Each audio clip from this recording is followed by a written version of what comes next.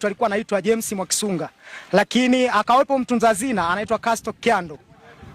Tulipokuwa tunaanza process hizi, tulianza kwa ushirika wote pamoja, wanajumuiya karibia 80 au 90, nadhani katibu yeye anaweza kawa na nukuu nzuri.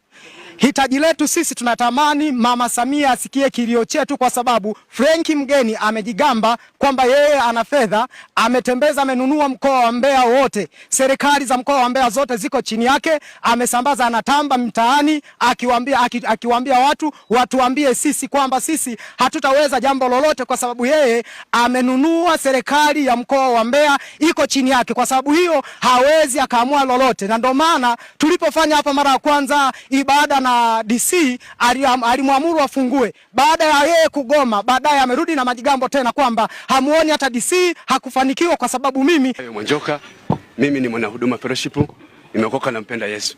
Huduma hii ilipoanza tukiwa na uongozi wetu wa aina 4. Wa kwanza mwenyekiti ambaye nimempigia simu kwamba njoo kuna yes, mwenyekiti, katibu wetu ambaye alikuwa anaitwa Frank Mgeni. Frank Mgeni ndio alikuwa katibu wetu. Kwa hiyo Frank Mgeni ndio aliyeamua sasa kutaka kumiliki ukumbi kama wa kwake.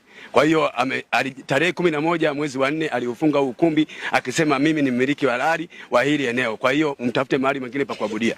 Kwa hiyo sisi kama sisi tulipoona tukaenda kwa mkuu wa wilaya. Mkuu wa wilaya alitusaidia kwa kiasi kikubwa, lakini hatukujaona matokeo kwa sababu ndugu yetu anasema yeye na watu wengine wako juu huko. Kwa hiyo kiufupi ni kwamba eneo hili tununua kwa njia ya mnada. Na siku ya mnada mimi nilikuwepo, nilisimama pale na tulikuwa mimi pamoja na mwenyekiti wetu.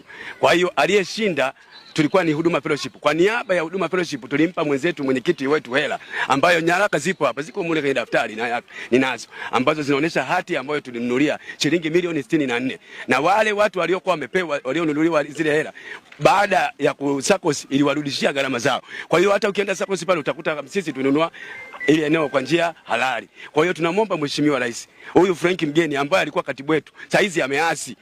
Kwa hiyo anataka kumiliki ukumbi kama kwake. Ametuwekea silaha hapa, walinzi wa silaha kiasi. Kwa majina anaitwa Joseph Akimu Ndambo, ni mwenyekiti wa mtaa huu wa Mwanyanje, kata ya Igawilo.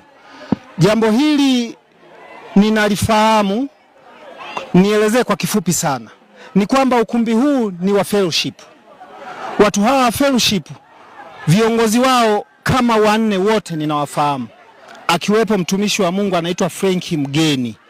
Wameendelea na hii huduma na toka wananunua uwanja mpaka wanajenga. Watu hawa wapo wote na wanashirikiana mpaka ukumbi huu umezinduliwa, wameanza kufanyia kazi, wanashirikiana. Lakini imetokea sintofahamu ya ghafla